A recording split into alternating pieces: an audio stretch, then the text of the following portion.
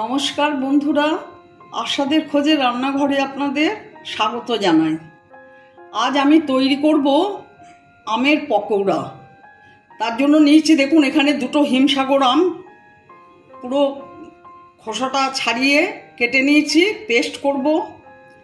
আর নিচে এক বাটি দুধ, দই, আর এখানে এক বাটি চিনি নিয়েছি। আমি এখন এটার মধ্যে সুজি নিয়ে নেব।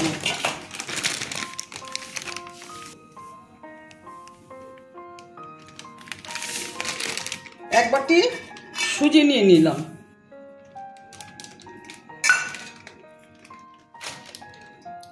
এইবার আম আর চিনি একসাথে পেস্ট করে নেব, সাথে দইটাও দিয়ে দেব।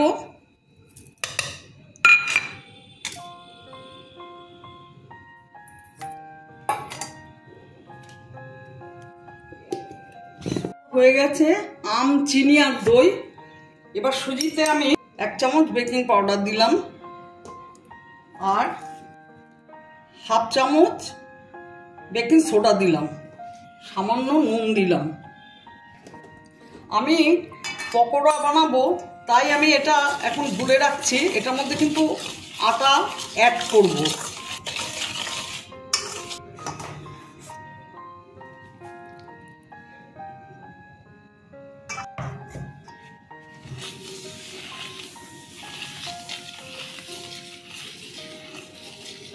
এটার মধ্যে দুধ দেব,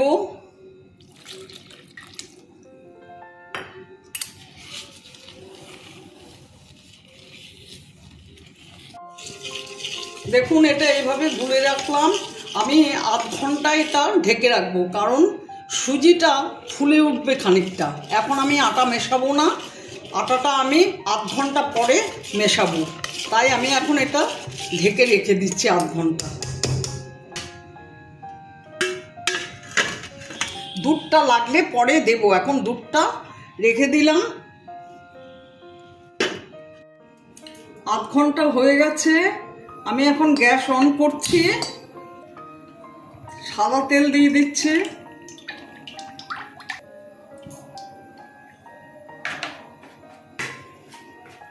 এই ব্যাটারটায় আমি একটু তেল দিয়ে দিচ্ছি।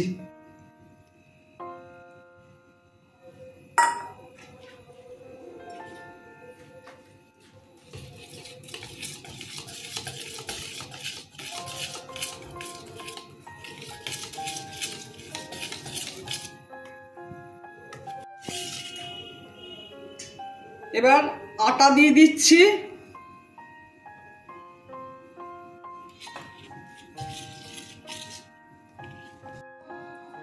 তেল গরম হয়ে গেছে, এবার তেলে ছাড়ছি।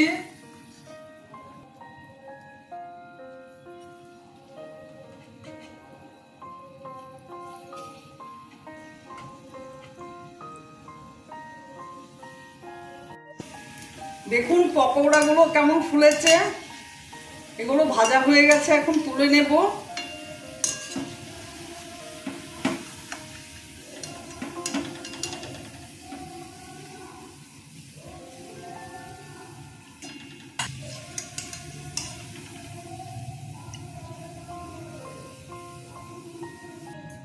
আবার ছেড়ে দিচ্ছে।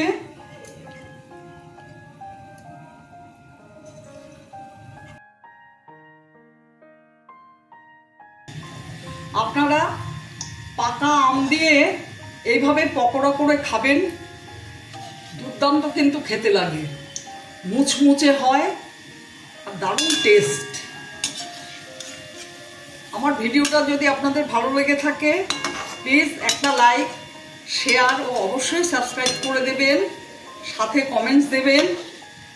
আপনারা আমি যেভাবে ব্যাটারটা তৈরি করেছি সেইভাবেই ব্যাটারটা তৈরি করবেন, সমস্ত কিছু দিয়ে তৈরি করবেন আমি যেরকম করেছি। আপনারা ভালো থাকবেন, সুস্থ থাকবেন। আমার ভিডিওটা দেখার জন্য ধন্যবাদ। এইটুকু ভাজা হলে আমার শেষ হয়ে যাবে।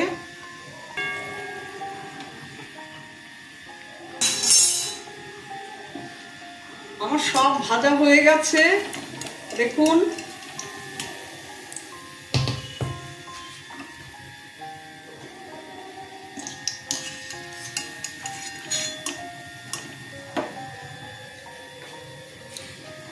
দারুণ মুচমুচে হয়েছে।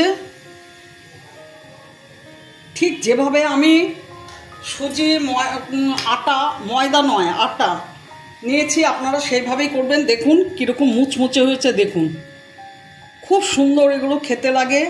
আপনারা এইভাবে ঠিক করবেন। আমি এখন সার্ভ করে দেব।